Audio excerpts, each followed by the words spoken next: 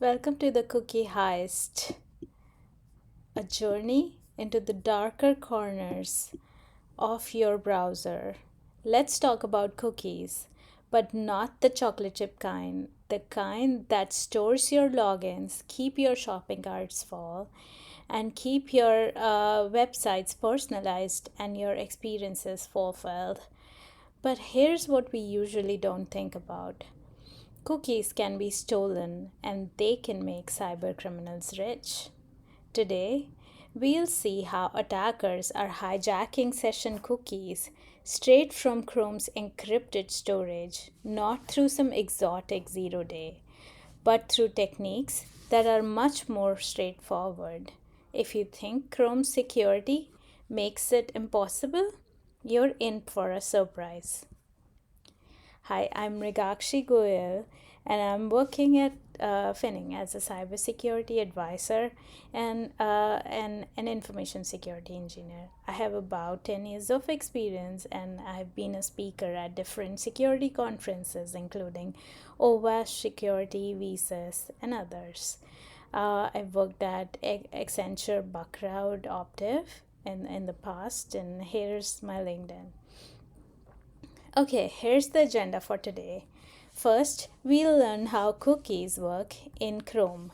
Then, we'll examine how modern info stealers operate, not just by lifting credentials, but quietly stealing session tokens and personalized information right under your nose. Next, I'll take you through a practical demonstration, a live cookie theft, using similar techniques that hackers deploy in the wild. You'll see step by step how easily these digital breadcrumbs can be stolen. After that, we turn our attention to real world malware strain Edistealer. And finally, we will discuss how adopting zero trust principles in session management can limit your exposure even if the cookies fall into the wrong hands. What if I told you the real danger in cybersecurity today isn't lurking in some complex kernel exploit? It's much simpler and a lot more alarming. Some of the most potent malware isn't forcing its way in, it's just politely requesting your browser for cookies, and astonishingly, Chrome is giving it away without any protest. Let that sink in. The very developer tools we rely on for troubleshooting web applications, they are quietly becoming essential weapons in cyber criminals' arsenal. This slide highlights a critical issue in browser security. Originally, browser features like dev tools were built to help developers debug issues, but attackers can turn these helpful tools into attack vectors. For example, malicious browser extensions can abuse dev tools, intercept sensitive login credentials, and authentication data, or exploit OAuth through compromised extensions. This is a major problem because even as Chrome improves security, like with stricter same site cookies policies, OS level encryption, and hardware bound keys, these measures can all be bypassed. The key point here is all these upgrades are only effective until the malware is running on user system. Uh, once once the attacker gets into your user space, traditional browser security and protections can be circumvented, making it game over for security. So, while browser security and defenses keep evolving, we must remember that local malware execution remains a critical threat. That's where attackers shift their focus from browser defenses to device vulnerabilities. Let's talk about cookies, the golden ticket of the internet. The tiny text files slightly power your online life, signaling to websites. The session is authenticated, no password required. It's smooth, it's seamless, and that's exactly why it's risky. Now, here's the uncomfortable truth. If a cyber criminal gets hold of your cookie, the game changes. They don't need your password, they don't need your multi factor authentication, they don't care about your mother's maiden name. All they have to do is copy your cookie, drop into their own browser, and suddenly they are you instantly. Your accounts, your emails, even your bank, nothing is safe. This is what most people miss. Cookies are session tokens and keys to your digital kingdom. While we are busy crafting complex passphrases and fuzzing over extra authentication steps, who is actually caring about the cookies? Almost no one. And that's what makes it such an inviting target. Today, the data tells that most of the users never log out of their accounts. Protecting your passwords is obvious. Protecting your cookies? That's the lesson we are all learning today. Alright, guys, let's see what the deal is. How does Chrome actually work? How does Chrome actually stash your cookies? Well, it's got its own little SQLite database stored encrypted on local system, keeping track of the cookie names, values, when they expire, what the site they belong to, the whole nine yards. Now, Chrome isn't just leaving this stuff in plain sight. There's a layer of encryption protecting it. But here's the wild part. Whenever Chrome needs to use a cookie, it just decrypts it on the fly, loads it straight into the memory like it's nothing. So if you get some malware hanging out in your user space, it doesn't even have to hack through some crazy firewall.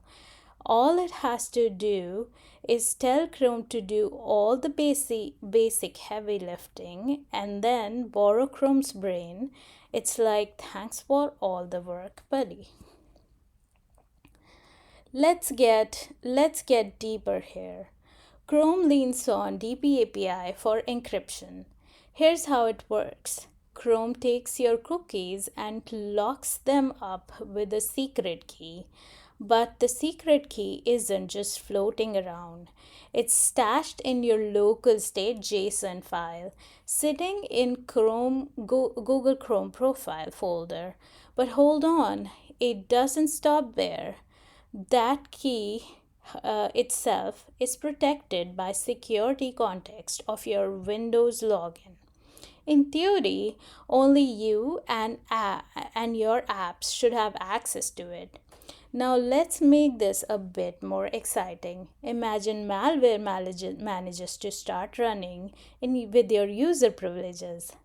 Does it need to punch through any admin barriers or crack through any fancy safe? Nope. All it has to do is use the Windows DP API that that API that any app can decrypt the master key and key using user credentials, then go right into the cookie database and scoop all your sessions. No need for some elaborate exploit or high level permission. Being you is enough. The only thing missing is a hoodie and some cool background music. Think about it. If you logged in, so is your attacker. This is why malware doesn't have to be dramatic, just clever enough to act as your digital doppelganger. So now, every time you log into Chrome, ask yourself who else might be tagging along for the ride. Okay, so here's the demo for today. The demo is entirely based on Control VM, all sessions shown in our test accounts, and please don't replicate it against any real user or infrastructure. So what we are doing here is I built a Python code or fake Python server. Now this fake Python server is running on my local host, so and on port 5000. So in my VM, I'll just go to my local host and write the saved login username and credentials. This is a very bad website. Please don't ever use it for practical purposes. So what happens is this is the test user and the session ID is there, login time is there. Now, as we said that Chrome profile stores all the information in the network slash cookies and the path is shown there.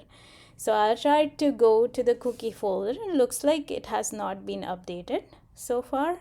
Yeah, the server can sometimes be a little bit slow. So I'll just cross it and I'll try to open the cookie folder again.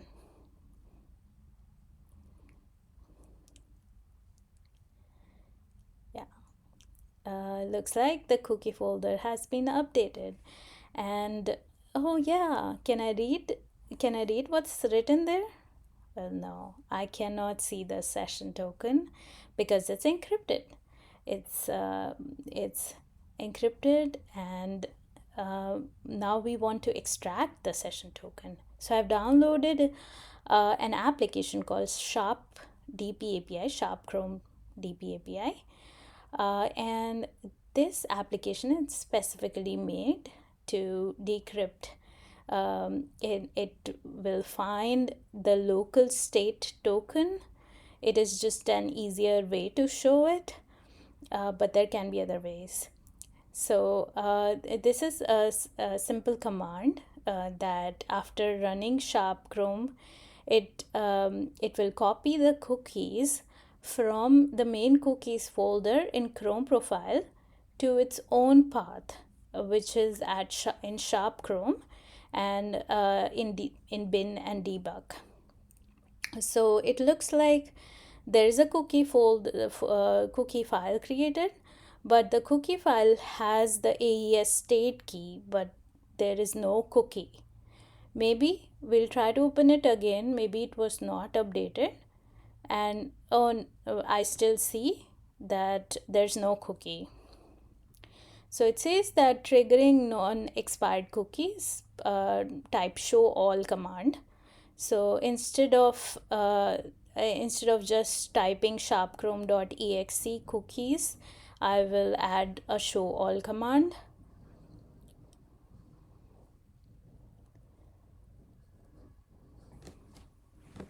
So let's execute the show all command now and then open the cookies.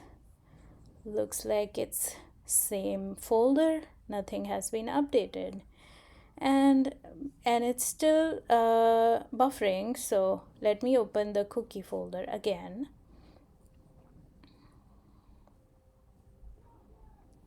Yeah, so it seems that the localhost file has a base64 encoded session token which has been decrypted from the fake server I had created.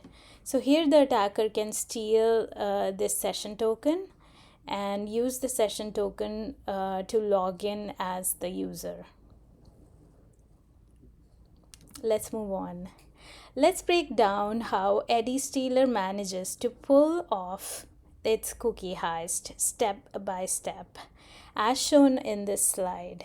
So first step is compromise legitimate websites. So first up, the bad guys aren't bothering with some sketchy websites. We are talking about real everyday sites. They sneak in malicious JavaScript that's just waiting for the next unsuspected visitor. What happens next?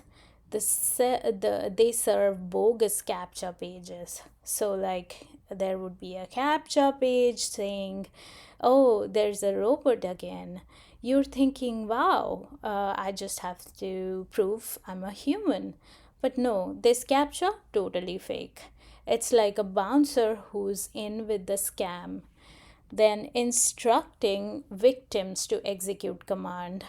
Here's where it gets creative. The website actually tells you to open the Windows Run box and paste in the command, claiming it's part of verification. Spoiler alert, it's not. It's a PowerShell command, and the only thing it's verifying is you'll help install a malware on your own machine or no. Retrieve next stage payload. You run the command, and boom, your computer fetches the next bit of code and some mystery server on the internet. Think of it as ordering a takeout, but what gets delivered here is digital trouble.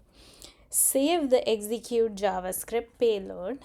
This fresh batch of JavaScript, a file called gverify.js, gets saved on your downloads folder and launch itself with zero fanfare. It doesn't even have the decency to announce its arrival. Fetching the Edistealer binary. The script's job: go back to the same shady server and fetch the main act, the Edistealer malware, all bundled up with a randomly generated hard to spot file name. Store these binary in a downloads folder. Finally, this malware is stashed in your downloads folder, politely disguising among the legit files, right next to your dog photos and overdue assignments. And there you have it. All because you tried to prove you're not a robot. You've helped install one, a digital thief, ready to hijack your cookies, passwords, and your session. Who knew avoiding a captcha could be so easy? So, could do so. Captivating, isn't it? So next time website makes you do weird stuff for a captcha, stop and think. Unless you want to be a co-star in next malware heist, maybe don't run dialog box. Here's an example of captcha verification. That's the PowerShell command Edistealer normally makes you do with the Windows R option to go to the run. Alright, let's quickly break down what makes Edistealer so dangerous. What is it that makes it so sophisticated for a piece of malware? First up, social engineering. Edistealer isn't just some boring old virus. It tricks people with fake captchas, convincing users they are proving they are human and secretly pulling off the heist behind the scenes. Rust development. Now that's cutting edge. The malware is built with the modern Rust programming language, making it faster, stealthier, and harder for defender to pick apart. Obfuscation. It scrambles its own code and disguises with what it's doing, making it much harder for antivirus tools to flag or understand it. Then we have exfiltration. This one is sneaky. Edistealer can send stolen data out through various channels, not just by usual ones, making it much easier to slip past firewalls. DevTools hijack. What is that? It's the hijacking of Chrome's own developer tools, basically turning Chrome against its own self to steal sensitive information. Then memory only operation. This malware avoids writing much to the disk. It runs in memory, dodging many traditional security measures and making itself a moving target. Then it's very configurable. It's configurable, modular, and backward compatible design makes it easy to upgrade its features on the fly, staying one step ahead of security fixes. And finally, self deletion. After it's done, it wipes away its own traces, making forensic investigation a nightmare. Here's a crazy idea. What if your session token could not move on? What if it was cryptographically welded to your laptop? Some browsers are testing it, but it kills mobility and accessibility. Imagine telling the CEO that you can't log into your iPad anymore because of zero trust. Yes, good luck with that. Let's make this simple. MFA is no longer enough. You heard that right.